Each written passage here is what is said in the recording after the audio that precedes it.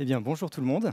Je m'appelle Julien Sulpice, je suis développeur front-end et consultant chez Zenica. Et aujourd'hui, je vais vous parler de la périphérie du réseau. Alors, c'est une notion qu'on retrouve assez souvent dans l'écosystème du web depuis quelques temps.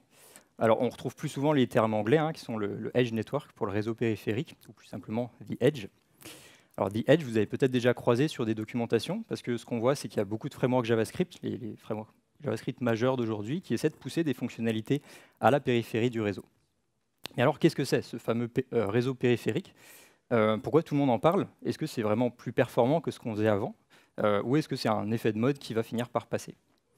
Eh ben, ce sont les questions que je me suis posées il y a quelques mois. Et du coup, j'ai creusé un petit peu le sujet et je vous propose de vous partager aujourd'hui ce que j'ai appris.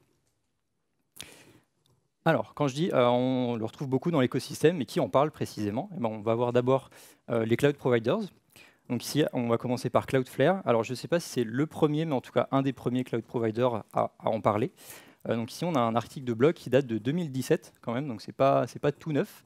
2017, Cloudflare qui introduit les workers, c'est la solution Cloudflare pour exécuter du code à la périphérie du réseau. On a ensuite plus récemment Vercel qui a introduit tout un tas de solutions pour exécuter du code, pareil en périphérie. Donc je vous parlerai de tout ça plus tard.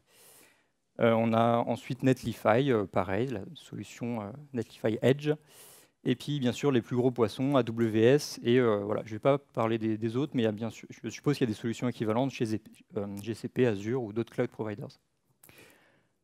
Côté framework JavaScript, je pense que c'est Rich Harris, le créateur de Svelte, qui a été le premier à faire ce genre de petite démo.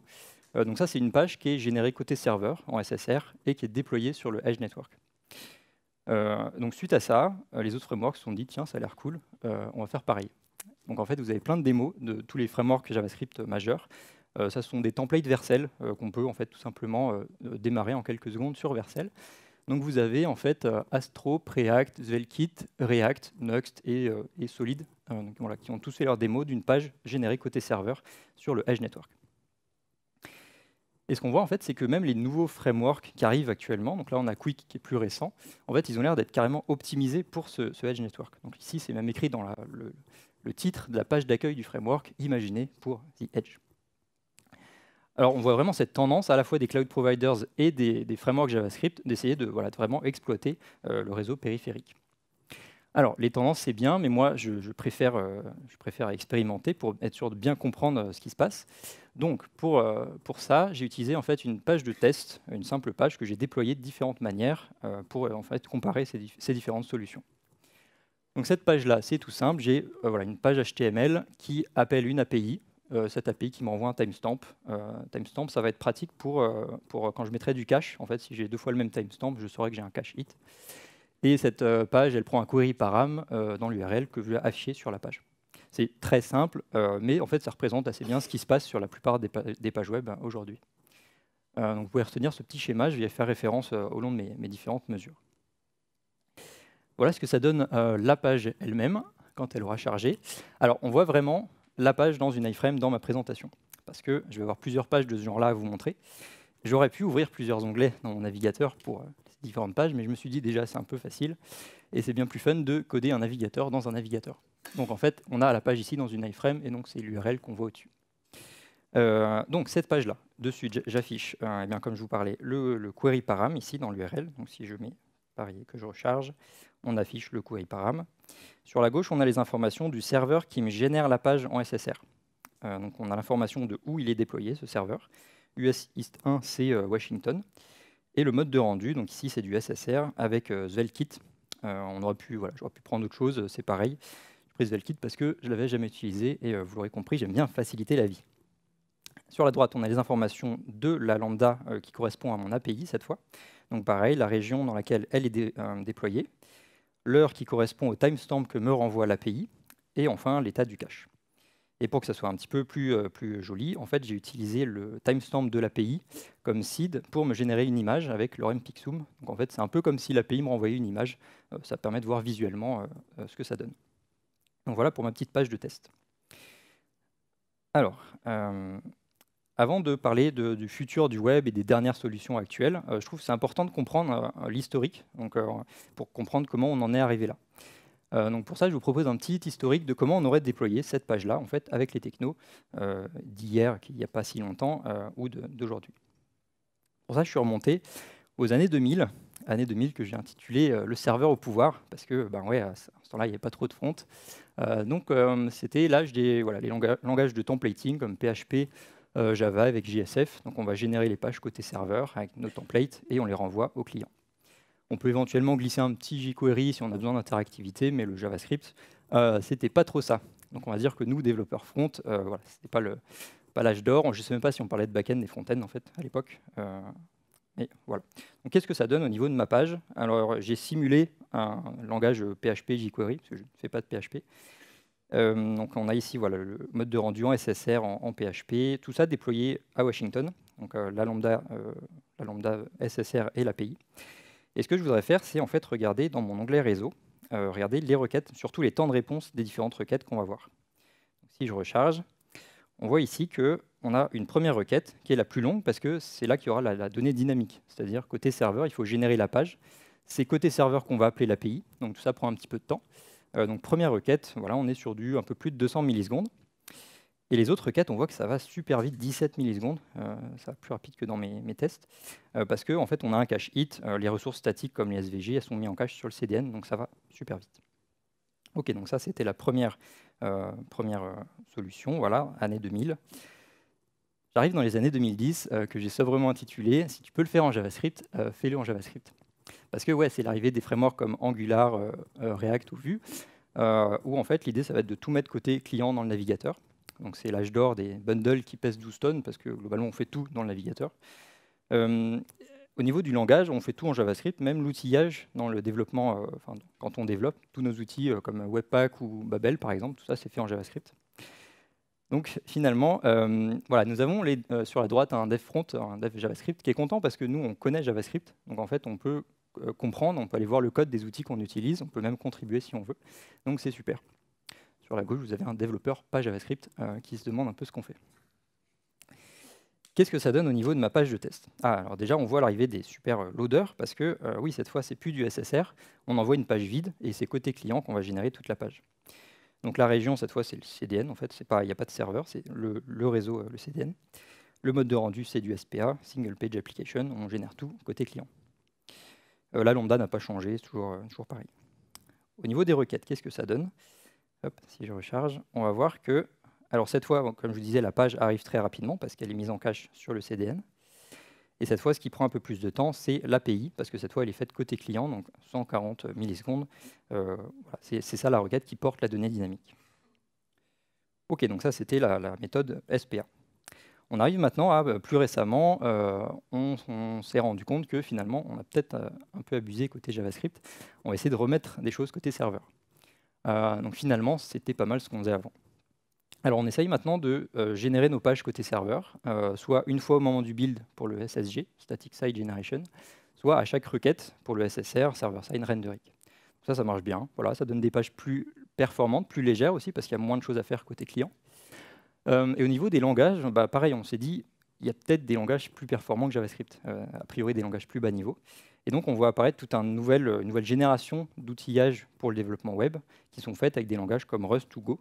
Donc des outils comme ESBuild, par exemple, qui est derrière Vite, SWC, TurboPack, toutes ces choses-là, c'est fait avec des langages comme Rust ou Go.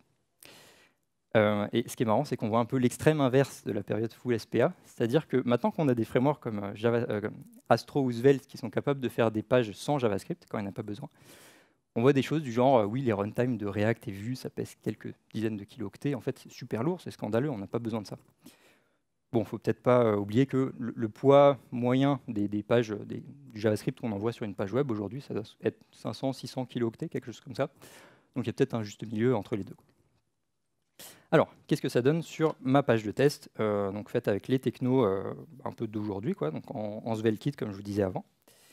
Si je regarde mes requêtes, hop, et bien finalement, ça ressemble étrangement à ce qu'il y avait il y a 20 ans. La page va être générée côté serveur. Donc là, en l'occurrence, c'est du SSR. Généré côté serveur, on a une requête un peu plus longue, 220 millisecondes. Et tout le reste, pareil, c'est mis en cache sur le CDN, donc c'est beaucoup plus rapide.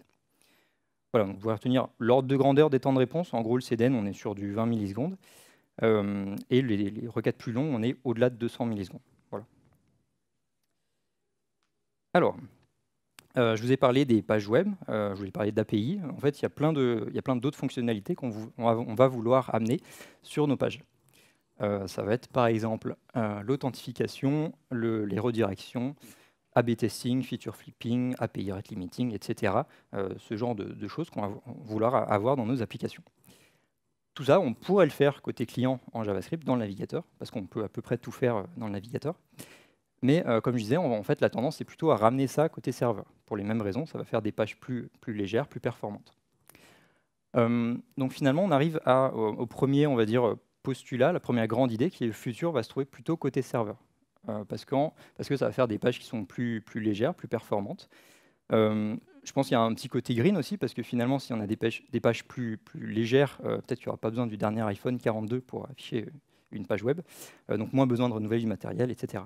Donc je pense que c'est une bonne tendance, et surtout, je pense qu'elle n'est pas prête de s'arrêter, parce qu'aujourd'hui, on entend beaucoup parler des serveurs components, donc a priori, on va continuer dans cette direction de tout faire côté serveur. Enfin, pas tout, mais plus de choses côté serveur. Oui, donc là, vous avez un tweet de Ken Sidos qui dit ça, le futur tourne sur les serveurs. Et si votre librairie de composants ou SDK ne fonctionne que côté client, essayez de voir comment on ferait pour le faire fonctionner côté serveur. Alors, c'est bien beau d'avoir des serveurs, mais du coup, on va essayer qu'ils soient performants, qu'ils répondent rapidement à nos requêtes. Comment on fait un serveur performant? Je vais commencer par comment on fait un serveur. Expliqué par un dev front, donc s'il y a des ops dans la salle, soyez indulgents. Donc moi, je vois deux familles de solutions pour faire un serveur. La première, c'est tout ce qui est à base de conteneurs, Docker par exemple. Ça va être très puissant parce qu'on peut mettre à peu près tout dans un conteneur, que ce soit une API en Node Express, une API Java, des bases de données. Tout ça, on va mettre dans des conteneurs qu'on va déployer avec des solutions qui sont sûrement très chouettes, que moi, je ne maîtrise pas du tout. Parce que voilà, ça, c'est pour les gens qui savent faire des serveurs. Pour les autres, des fronts, il y a un truc très pratique qui s'appelle les serverless functions. On appelle aussi fonction lambda en référence à AWS. Là, il y a un mot magique qui est serverless. Ça, c'est bien parce qu'on n'a pas besoin de s'occuper du serveur. On va écrire notre code, je vais mettre backend entre guillemets pour ne pas froisser les vrais dev backend. Notre code serveur, c'est littéralement une fonction qu'on va en fait déployer. On va donner notre fonction au cloud provider qui va le déployer chez lui et ça va super bien marcher. Donc, vous l'aurez peut-être deviné, je vais plutôt m'intéresser à la deuxième catégorie de solutions. Donc voici finalement mon API, le code de l'API que je vous ai montré tout à l'heure, ma fonction qui renvoie l'objet avec le timestamp et la région AWS dans laquelle elle est exécutée, c'est pour que je puisse l'afficher sur ma page de test. Alors je précise juste, j'ai fait tout ça avec Vercel, ça c'est l'API de Vercel. Tout ce dont je vais vous parler, ce n'est pas spécifique à un cloud provider, on peut bien sûr faire ça avec les autres. C'est juste que Vercel, c'est ce que j'utilise. Donc j'ai pris cette petite fonction, l'API, là, que j'ai déployée de différentes façons. Et ensuite, j'ai pris un peu d'avance. Le problème des fonctions lambda. Donc je vous ai dit, on a notre fonction qu'on va déployer chez le cloud provider. Le problème de ça, c'est que quand on déploie une fonction chez un cloud provider, on va lui choisir une région géographique dans laquelle cette fonction va être déployée. Par exemple, Washington. Et en fait, quel que soit l'endroit du monde depuis lequel on va appeler notre API, la requête va aller au même endroit, à Washington. Donc si on a de la chance, on n'est pas trop loin, donc la durée à parcourir n'est pas très importante, donc la requête va revenir assez rapidement. Et si on a moins de chance, on va être beaucoup plus loin, et donc la requête il va y avoir plus de distance à parcourir, et donc le temps de réponse va être plus élevé. Alors la dernière fois que j'ai donné ce talk, on m'a fait remarquer que en fait, la Terre est ronde, et ça ira peut-être plus vite de l'autre côté. Je connais cette théorie, mais il se trouve que cette représentation du monde, là, centrée sur nous, les Européens, ne montre pas très bien cette grosse flaque qui est l'océan Pacifique et qui représente un tiers de la surface du globe. Donc en fait, je ne suis pas sûr que ça soit beaucoup plus rapide et je maintiens que notre copain australien, il a des raisons de ne pas être content. Voilà, bref. Alors, quand on dit c'est plus long, c'est plus rapide, c'est bien joli, mais moi, je voudrais bien des chiffres en fait pour comparer précisément. Donc j'ai utilisé cet outil qui est fait par KeyCDN et qui permet de mesurer le temps de réponse d'une URL, que ce soit une page web ou une API, depuis plein de villes partout dans le monde. Donc ça, c'est super pratique, c'est exactement ce que je voulais. Bon, c'est pratique, mais on ne voit pas grand-chose, déjà parce que c'est trop petit, sûrement, et c'est un tableau, et c'est dur de comparer des choses dans un tableau. Donc, alors déjà, je me suis intéressé à la dernière colonne, qui est le time to first byte, TTFB.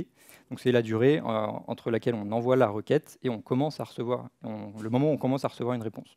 Donc, c'est en gros le temps de trajet plus le temps de traitement côté serveur. Mais vu que mon serveur il fait quasiment rien, en gros, c'est le temps de trajet. Donc, j'ai pris ces informations TTFB et je les ai mises sur un graphe. On voit quand même un petit peu mieux. Donc là, vous avez le temps de réponse de mon API déployé à Washington en fonction de la ville. Et surtout, la ville en abscisse, je les ai ordonnées par longitude. C'est-à-dire, vous pouvez imaginer une carte du monde ici, alors pour le coup centrée sur New York, mais vous avez sur la gauche Singapour et sur la droite Bangalore, Bangalore qui est en Inde. Voilà, carte du monde. Et pour le coup, là, on voit très bien que le temps de réponse est le plus faible à New York, parce que c'est à côté de Washington où j'ai déployé mon API. Et plus on s'éloigne, plus le temps de réponse augmente. Et quand je dis le temps de réponse augmente, ce n'est pas juste un petit peu plus lent. En fait, si on regarde les chiffres, à New York, on est autour de 70 millisecondes. À Singapour, c'est 250. Donc c'est 3 fois plus lent quand on est loin du serveur. Voilà, donc ça c'est juste le temps de réponse de l'API. Après, j'ai fait plein d'autres mesures. J'ai mesuré le temps de réponse de ma page, donc vraiment la lambda qui génère ma page en SSR, qui elle-même appelle l'API. Cette lambda qui est aussi déployée à Washington. Donc finalement, les courbes se suivent, ce qui est cohérent parce que les deux sont déployés au même endroit.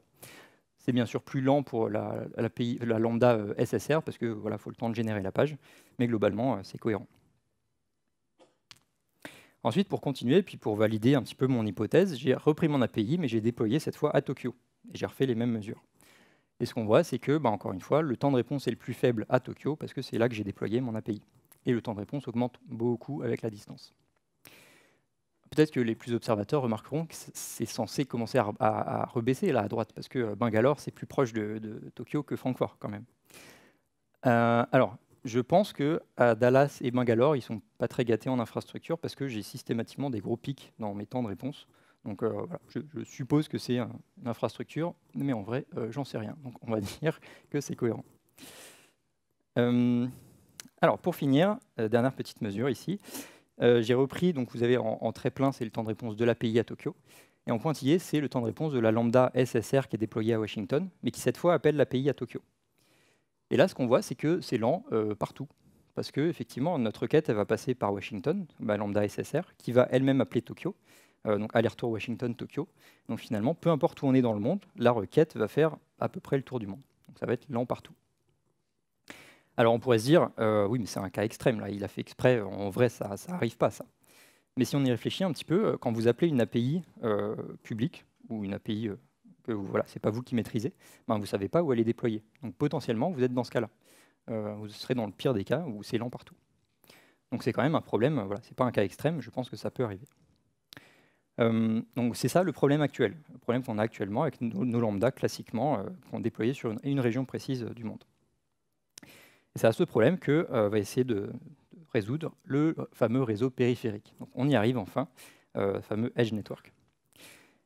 Donc je vais maintenant vous expliquer, on va dire ce que j'ai compris du réseau périphérique, parce que j'ai pu lire pas mal de docs sur le sujet, et j'ai pu voir que les cloud providers, ils ne sont pas très précis dans leur description. Peut-être parce qu'ils veulent protéger les secrets de leur infra, ou je ne sais pas trop, mais voilà, c'est pas hyper précis. Donc je vais vous dire ce que j'ai compris, j'espère pas trop dire de bêtises. Alors, on va commencer par Internet, le réseau Internet. Je pense que vous savez que c'est un réseau de réseaux de réseaux. Et tous ces réseaux sont connectés entre eux. Pour connecter deux réseaux, il va falloir quelque chose entre les deux. Et précisément, un appareil ici qu'on va appeler Edge Device. Donc Edge pour périphérie, frontière. Donc finalement, c'est un appareil qui a la frontière entre deux réseaux. Ok, ensuite, si on prend un exemple, on va dire que nous, on est dans le réseau A, point bleu à gauche. Et on va faire une requête vers une ressource qui est quelque part sur Internet, dans le cœur d'Internet, ici dans le gros rond violet.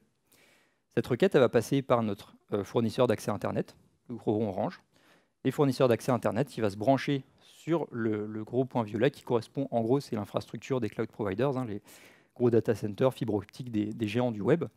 Donc le fournisseur d'accès Internet se branche là-dessus via précisément les edge serveurs. Donc, ces serveurs qui connectent le réseau du fournisseur d'accès et le réseau du cloud provider. Donc finalement, les edge serveurs, ce sont les serveurs du cloud provider qui sont les plus proches de nous en termes de distance. Et quand on prend pour un cloud provider donné, l'ensemble de ces petits points rouges, l'ensemble des edge servers, ça va constituer ce fameux réseau périphérique. Donc si vous avez celui d'AWS comme exemple, donc voilà, tous les points bleus et violets, je suppose, ce sont les edge servers, donc ceux qui sont au plus proche des utilisateurs. Alors bien sûr, sur chaque point, vous avez plein de serveurs, hein, ça c'est une vue simplifiée. Donc vous avez réseau AWS, la même chose pour Cloudflare, donc c'est pareil mais avec plus de points, ils ont encore plus de serveurs. Donc ces réseaux périphériques, ça fait longtemps qu'on les utilise comme CDN, ça vous connaissez probablement. Donc CDN, réseau diffusion de contenu, c'est là où on met en cache nos fichiers statiques, HTML, JS, CSS, ou les retours de nos API. Donc ça, c'est mis en cache sur le CDN. Alors, comment ça marche en 30 secondes? Donc, on a nos utilisateurs, quand ils demandent une ressource, un fichier statique, HTML par exemple, la requête va aller au edge server le plus proche, et ce edge server, s'il possède la ressource, il va la renvoyer, ce qui va aller très vite parce qu'il est à côté de l'utilisateur. S'il ne l'a pas, il va la demander au serveur d'origine qui lui renvoie, et ensuite il va la renvoyer à l'utilisateur et la mettre en cache pour les prochaines requêtes. Ok, donc ça, rien de nouveau, c'est le CDN tel qu'on le connaît et qu'on l'utilise depuis longtemps. Mais ce qu'on s'est dit, du coup, c'est qu'on ne va pas seulement mettre des fichiers statiques sur le CDN, ou sur le réseau périphérique plus précisément, on va aussi déployer nos fameuses fonctions lambda. Donc plutôt que de les mettre à une région précise, on va dupliquer toutes nos lambdas et les déployer un petit peu partout dans le monde sur ce fameux réseau périphérique. Et donc là, si je prends notre ami australien, plutôt que sa requête elle aille jusqu'à Washington, la requête va aller au edge server le plus proche, qui sera sûrement pas très loin. Donc là, c'est simplifié, hein, mais en vrai, il y a des... dans quel sens? Hop, il y a plein de serveurs en Australie. Donc ça marche bien, ça va répondre beaucoup plus rapidement aux utilisateurs. Les bénéfices de ces Edge Functions, alors déjà j'utilise le mot Edge Function, ça dépend du cloud provider, ils n'appellent pas ça tous de la même façon. Je vais utiliser Edge Function parce que je trouve que c'est parlant et on comprend de quoi on parle. Donc les bénéfices, bien sûr on va avoir un faible temps de réponse comme je vous l'ai expliqué parce qu'ils ne sont pas loin des utilisateurs. On va avoir aussi un faible temps de démarrage ou cold boot, donc ça c'est si on prend une lambda classique qu'on déploie chez un cloud provider, notre lambda, si elle est faite en JavaScript, c'est le node, le runtime qui va être utilisé pour exécuter notre fonction. Donc en fait, on va booter un mini conteneur avec node dessus pour exécuter la fonction. Ça prend un petit peu de temps, c'est pas long, mais ça prend du temps. Ce que j'ai pu voir, ou presque deviner, en fait, c'est que les cloud providers, pour les edge functions, c'est pas node qui est exécuté, c'est pas node qui exécute les fonctions, c'est un autre runtime qui va dépendre des cloud providers. Ils ont chacun leur runtime, chacun. Ce runtime, chez Cloudflare et Vercel, il utilise directement V8. Donc c'est le moteur JavaScript qui est utilisé par Chrome et Node. Et donc ce que j'ai pu comprendre, c'est que le runtime, il marche un peu comme l'event loop de Node en fait. Vous avez un truc qui tourne en permanence, et quand on a un appel de lambda, il va être embarqué dans la boucle pour exécuter la lambda. Donc finalement, il n'y a pas de call boot parce qu'on a déjà ce système qui tourne et qui est prêt à embarquer les lambdas. Donc a priori, pas ou très peu de temps de démarrage. Un autre avantage, ça va être super utile, c'est que ces edge functions, elles vont pouvoir être exécutées avant le cache statique. Parce que précisément, elles sont déployées au même endroit que le CDN, là où il y a mon cache. Et donc ça, par exemple, on va pouvoir avoir des edge functions qui seront capables de rediriger des requêtes vers un fichier statique ou un autre. Typiquement, une edge function qui va lire la langue de l'utilisateur dans un header accept langage et qui va pouvoir rediriger vers un fichier HTML en anglais ou un fichier HTML en français. Donc c'est super cool. Je vous montrerai un exemple un peu plus tard. Le dernier avantage, alors c'est pas exhaustif, hein, mais le dernier que j'ai listé, support du WebAssembly, parce qu'en fait, vu que les runtimes sont basés sur V8, qui est dans Chrome et qui supporte le WebAssembly, on va pouvoir avoir du WebAssembly dans nos fonctions. Donc, quand je parlais tout à l'heure, on essaye d'utiliser des langages plus bas niveau parce que c'est plus performant. Ça va un petit peu dans ce sens-là. Sachant qu'on peut le faire ne veut pas forcément dire c'est une bonne idée. Et c'est pas non plus, c'est pas une nouveauté des Edge Functions. C'était possible au moins dans AWS, mais voilà, c'est toujours toujours intéressant de le noter. Il y a bien sûr des limitations à ces Edge Functions. Donc pour commencer, limitation sur le code lui-même de la fonction. Le bundle, on va avoir une limite de taille qui est plus stricte que les lambda classiques. Donc si vous avez, c'est les chiffres de Vercel, du plan gratuit de Vercel, mais on s'en fiche un peu, c'est voir le rapport entre les edge functions et les lambda classiques, entre parenthèses. Donc on va avoir des lambdas qui devront être plus légères, je suppose, pour que ça soit plus rapide à exécuter. Limite de mémoire aussi, mémoire vive utilisée lors de l'exécution. Et enfin, limite voilà, durée d'exécution, un timeout qui va être plus strict. Tout ça, je suppose que voilà, il ne faut pas oublier que ça va être dupliqué un peu partout dans le monde. Et donc, on va essayer d'éviter d'avoir des lambdas trop lourdes. Donc voilà, contrainte plus stricte. Une autre contrainte, c'est que vu que ce n'est pas Node qui exécute nos fonctions, nos API, on ne va pas avoir accès aux API qui sont spécifiques à Node. Par exemple, le file system, on n'y a pas accès. Après, en vrai, je ne sais pas trop dans quel cas on pourrait avoir besoin du file system dans des lambdas. Donc je pense que ce n'est pas trop gênant, cette limitation. Par contre, quelque chose qui est plus gênant, c'est que on ne pourra pas avoir de Node modules dans le bundle de nos fonctions lambda. Parce que quand on regarde attentivement, en fait, dans Node modules, il y a Node. Et ouais, j'ai mis longtemps à la voir celle-là. Et donc, quand on fait un bundle classique, voilà, un framework vous buildez pour du SSR, eh ben, il va mettre un dossier Node modules dans le bundle. Ça ne va pas fonctionner sur les Edge Functions. Donc, quand on voit les frameworks JavaScript qui disent on supporte le Edge, on peut tourner sur le Edge Network, ou on fait du SSR au Edge Network, c'est de ça dont il est question. Ça veut dire qu'ils vont être capables de générer des bundles qui n'ont pas de dossier Node modules à l'intérieur. Donc, ils font tout ça, hein, les frameworks JavaScript majeurs, ils peuvent faire ça.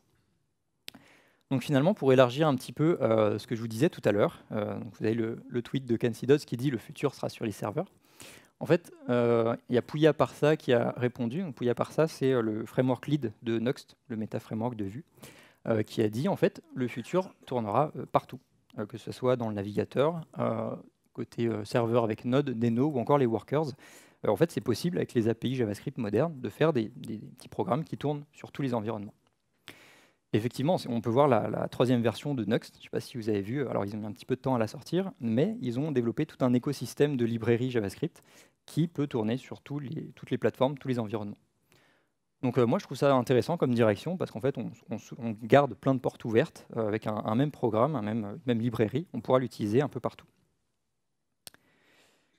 Alors, ça donne quoi finalement ces fameuses Edge Functions? Donc, j'ai évidemment continué mes mesures pour comparer avec ce qu'il y avait avant. Donc j'ai repris la même API, celle qui renvoie le timestamp, que j'ai cette fois déployé sur le Edge Network. Donc encore une fois, j'ai pris Vercel parce que c'est ce que je connais, mais on pourrait faire ça avec d'autres cloud providers. Chez Vercel, c'est assez simple, il suffit d'exporter une config dans laquelle on va lui dire runtime Edge, et ça va être déployé sur le Edge Network. On voit qu'il y a un petit changement de syntaxe. Tout à l'heure, j'avais 2 arguments request-response dans ma lambda. Maintenant, voilà, j'utilise response, qui est en fait une API native en JavaScript. Ça, c'est super pratique. En fait, les runtime des Edge Functions utilisent les API natives. Voilà, sinon, rien de bien fou côté syntaxe. Donc, j'ai pris cette fonction, déployée sur le Edge Network, et j'ai continué mes mesures.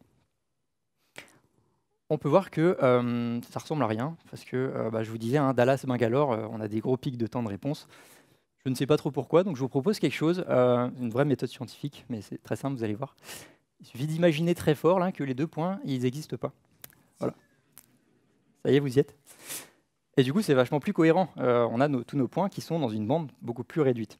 Et si on regarde les temps de réponse sur la gauche, on voit qu'on est entre 40 et 70 millisecondes. Donc c'est beaucoup plus rapide que ce qu'on avait tout à l'heure. C'était entre 70 et 250, je crois.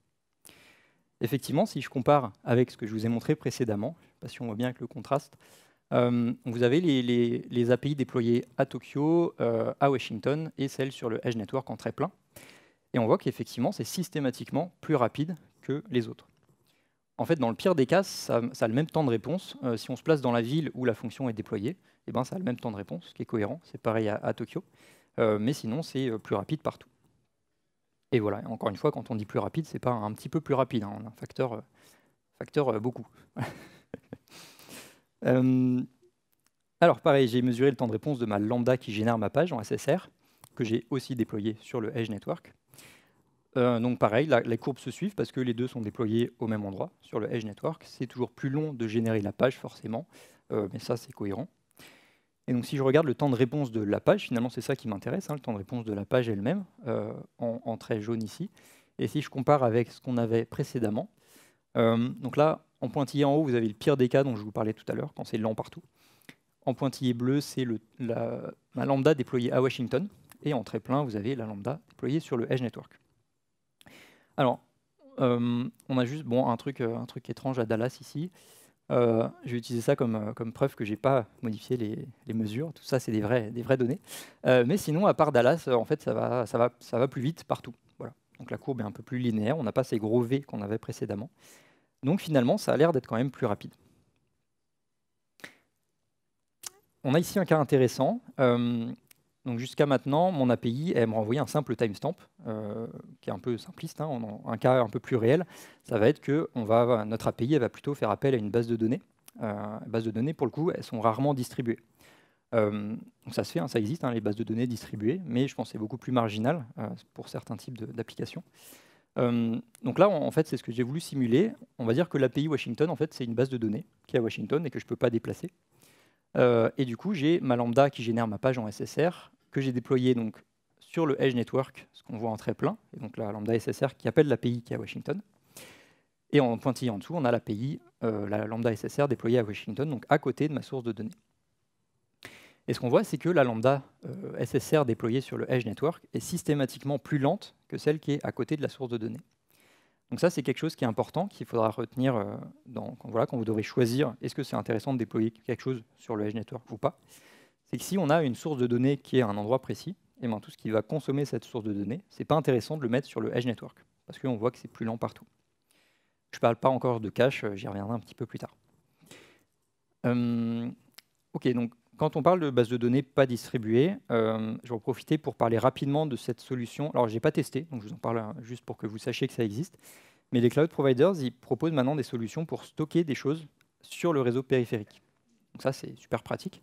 Ce que j'ai pu voir, c'est chez Cloudflare et Vercel, encore une fois, je n'ai pas regardé les autres, mais n'hésitez pas à regarder les docs des autres. Donc Cloudflare et Vercel proposent des systèmes de stockage clé-valeur. On peut stocker des données sur le réseau périphérique. Alors, ils présentent ça comme un système de stockage de données légères et qu'on ne va pas modifier souvent. Typiquement, de la config, voilà, comme le note le nom de la solution de Vercel. Ça peut être de la config, peut-être des clés de feature flipping. L'état de votre application, les features activées ou non, on peut stocker ça à la périphérie du réseau. Voilà, donc je ne vais pas plus loin parce que je n'ai pas vraiment creusé ça. Il y a peut-être une question qui vous trotte dans l'esprit, là, du coup, depuis tout à l'heure. Il y a une autre solution, autre chose qu'on peut utiliser en informatique pour améliorer nos temps de réponse. Vous l'avez peut-être, il s'agit du cache. Et bah ouais, pourquoi on s'embête en fait à déployer nos serveurs sur les réseaux périphériques alors qu'il y a déjà le CDN qui peut mettre en cache les réponses à nos API. Et bah, du coup, je me suis posé la même question, j'ai essayé pour voir ce que ça donne. Donc j'ai repris la même API, hein, toujours la même, qui renvoie mon timestamp, et cette fois j'ai ajouté un petit header cache control, donc avec un cache partagé de 20 secondes, un petit stale while revalidate en bonus, et je l'ai déployé. En fait, on s'en fiche de où je l'ai déployé parce que dans tous les cas, elle va être mise en cache au même endroit sur le CDN. Donc le déploiement de ça n'a pas d'importance. Donc j'ai continué mes mesures. On voit toujours pareil, c'est comme sur le Edge Network, hein, parce que c'est la même chose. De gros pics à Dallas et Bangalore, on peut voir que les temps de réponse, en fait, si on regarde à gauche, c'est encore plus rapide que ce qu'on avait sur le Edge Network. On est entre 20 et 50 millisecondes. Donc effectivement, si je compare avec tout ce qu'il y avait avant, j'ajouterai plus de courbes, hein, c'est la dernière. Donc on a ici le temps de réponse de l'API à Tokyo, l'API à Washington, l'API déployée sur le Edge Network, et tout en bas, en trait plein, l'API mise en cache. Donc oui, c'est toujours le cache, c'est toujours ce qu'il y a de plus rapide. Donc c'est toujours intéressant de mettre du cache sur tout ce qui peut être mis en cache. Mais par contre, ce qu'on voit, c'est que pour le reste, pour ce qui ne peut pas être mis en cache, donc typiquement certaines redirections temporaires peut-être, ou les requêtes post, pour ce qui ne peut pas être mis en cache, en fait, on a accès à des lambdas, du code serveur qui va être exécuté avec un temps de réponse qui est presque celui qui est mis en cache, qui est celui des données en cache. Ça, c'est hyper intéressant parce que quand on parle du dynamique à la vitesse du statique, c'est de ça dont on parle en fait. Voilà, on peut faire ce qu'on veut dans des lambdas, mais avec un temps de réponse presque équivalent au cache. Donc le cache, qu'est-ce qu'il y a de plus rapide? Alors, qu'est-ce que ça donne pour ma fameuse page de test? Alors, j'ai vu que là, le réseau est rapide, donc ça va être fun. Donc, à gauche, vous avez ma lambda SSR donc, qui génère ma page côté serveur que j'ai déployée sur le Edge Network. Et sur la droite, ma lambda qui est déployée, on s'en fiche parce qu'il y a du cache dessus. Et voilà. Donc, si je regarde hop, suspense. Alors, ça ne marche pas du tout. Alors, quand je vous disais le faible temps de démarrage, là, le call start, Des fois, j'ai des petits doutes quand même. Voilà. Je vais juste tenter. Si je... Ouais, ok. Bon. Ça varie un peu. Du coup, je vais filtrer sur le document parce que je n'y crois pas du tout. Hop là. Si je regarde, je recharge quelques fois. Donc là, j'ai filtré, c'est mon document HTML. Donc ma page, il ne faut pas oublier, une page qui est générée côté serveur quand même, et qui fait un appel d'API. Et là, qui me revient en 60 millisecondes. Ça va quand même super vite. Et si je retire mon filtre, donc là, on a encore les deux ordres de grandeur, mais finalement, on voit moins la différence en fait, entre les requêtes qui sont censées être longues, là où il y a les appels d'API, etc., et les requêtes qui sont rapides, qui sont mises en cache. En fait, la différence se réduit. Et tout à l'heure, vous vous souvenez, on était au-delà de 200 millisecondes, et maintenant, tout à l'heure, voilà, je vous ai montré, on est en dessous de 100 millisecondes. Donc finalement, ça a l'air de bien marcher. Et effectivement, je pense que le combo SSR et API mise en cache, SSR sur le Edge Network et API mise en cache, ça a l'air de très bien marcher. Alors, je vous parlais tout à l'heure d'autres choses, d'autres fonctionnalités qu'on va pouvoir mettre sur nos pages web. Donc toutes ces choses-là, en fait, ça va être de très bons candidats, des choses à mettre sur le Edge Network. Parce que ce sont des fonctionnalités qui n'ont pas besoin de beaucoup de code serveur. Voilà, ça peut se faire en quelques lignes, typiquement une fonction, ça tombe bien. Et alors, soit il n'y a pas besoin, soit pas toujours besoin d'appels en base de données. Donc voilà, c'est les cas que je vous disais, c'est pas intéressant quand on fait un appel en base de données. Là, il n'y en a potentiellement pas besoin. Ou alors peut-être des choses qu'on pourra stocker sur le Edge Network, typiquement feature flipping. Si on a besoin de faire des appels à une API, on peut mettre ça sur le Edge Network. Pour finir, voilà, la solution Vercel pour exécuter ce genre de choses-là, ça s'appelle le Edge Middleware. Donc, je vous parlais tout à l'heure les Edge Functions qui peuvent être exécutés avant le cache. Donc, on voit ici que le middleware est exécuté avant le cache. Et après le cache, on a les fonctions, les serverless functions plus classiques. Et ici, on voit Edge Functions. Parce qu'effectivement, on voit deux catégories de fonctions. Il y a celles qui sont exécutées avant le cache et les autres qui sont exécutées après le cache. Encore une fois, il y a ça chez les autres cloud providers. Chez AWS aussi, vous avez deux types de Edge Functions. Donc voilà, je vous laisserai explorer votre cloud provider préféré. Un petit exemple ici de Vercel Edge Middleware, du coup. Donc là, on voit un middleware, donc une Edge Function, une catégorie de Edge Function, qui va être exécutée que sur l'URL racine, donc sur la page d'accueil de notre application. Cette fonction, elle va lire le header accept langage de la requête, et elle va ensuite rediriger la requête vers / la locale. C'est très simplifié, c'est un exemple, mais c'est une façon de faire ce dont je vous parlais tout à l'heure, une fonction qui va être capable de rediriger l'utilisateur selon sa langue. Et ça, donc moi j'ai quelque chose de ce genre-là, un tout petit peu plus compliqué, qui tourne sur un de mes sites en production, là, et ça marche très bien. C'est un site en Nux3. Donc tout ça, ça ne dépend pas du framework, vous pouvez mettre ça partout. Donc un site en Nux3 où en 60 millisecondes, voilà, j'ai mes utilisateurs qui sont redirigés selon leur langue. Un autre exemple ici, cette fois avec le Cloudflare Worker, donc la syntaxe est un petit peu différente. Cet exemple-là, il va en fait modifier les headers de la réponse à une requête. Donc peut-être pour des questions de sécurité, vous allez vouloir ajouter des headers à une requête, ou au contraire en retirer. On peut retirer un header qui donnerait des informations sur notre infra, par exemple.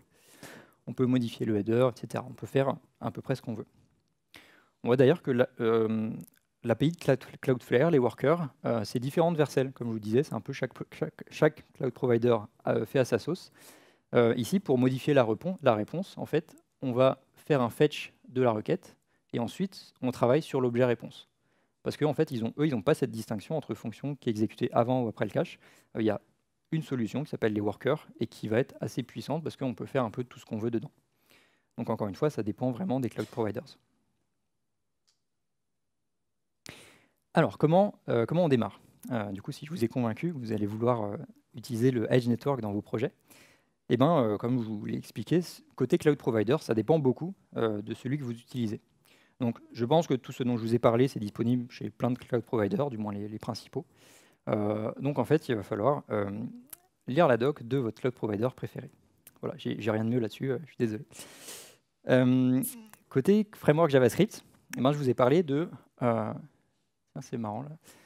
Je vous ai parlé de toute cette petite démo là, que les frameworks ont faites, qui sont bien sûr open source, donc vous pouvez aller voir comment elles sont faites. Donc là, c'est la petite démo de Svelte-Kit. Alors, ils ont ajouté un truc il n'y a pas très longtemps sur Svelte-Kit, Donc là, c'est la démo en live, hein, j'ai recyclé mon composant navigateur. Dans la démo de Velkit, ils ont ajouté ce petit truc-là, streamed. Donc en fait, nous avons ici du streaming SSR sur le Edge Network. Là, au niveau buzzword, on est pas mal. Hein. Mais je pense que le streaming SSR sera une autre solution qui sera assez bien adaptée au Edge Network, parce qu'on va renvoyer une réponse tout de suite, très rapidement, et ensuite le reste va pouvoir être streamé. Donc c'est encore le tout début, hein, je pense. Il faut attendre de voir comment ça va se développer, mais je pense que ça va être très intéressant. Et puis bien sûr, on a... marche plus. C'est parce que j'ai pas le focus. Oui, il faut. Hop. Donc on a la même chose pour les autres frameworks. On a ici Nuxt 3 déployé sur le Edge Network, ou encore React déployé sur le Edge Network. Et je vous montrerai en introduction, c'est le cas de plein d'autres frameworks. Donc voilà, encore une fois, vous allez pouvoir choisir votre framework, aller voir la documentation, voir quelle solution il propose pour utiliser le Edge Network. Alors, pour finir, je vais citer un grand homme qui a dit le futur c'est maintenant, parce que oui, tout ce dont je vous ai parlé, en fait, que ce soit les cloud providers ou les frameworks JavaScript, c'est déjà disponible. Vous pouvez les utiliser en production, ça fonctionne très bien. Il y a certains trucs qui sont en bêta, mais je pense que c'est intéressant de commencer à s'y intéresser dès maintenant. Donc le but du jeu, ça va être de savoir qu'est-ce qu'il est intéressant de déployer sur le Edge Network ou pas. Donc j'espère que Stall vous aura fourni les billes et vous aura permis de comprendre en fait le fonctionnement de tout ça pour pouvoir décider qu'est-ce que vous allez déployer en Edge Functions ou ce que vous allez conserver dans vos lambda classiques. C'est tout pour moi. Les slides sont épinglés sur mon GitHub. Si vous voulez regarder voilà, tous les graphes que je vous ai montrés, vous avez le code source de toutes les démos. Donc n'hésitez pas. Et du coup, je vous ai mis des liens pour creuser un petit peu plus. Merci.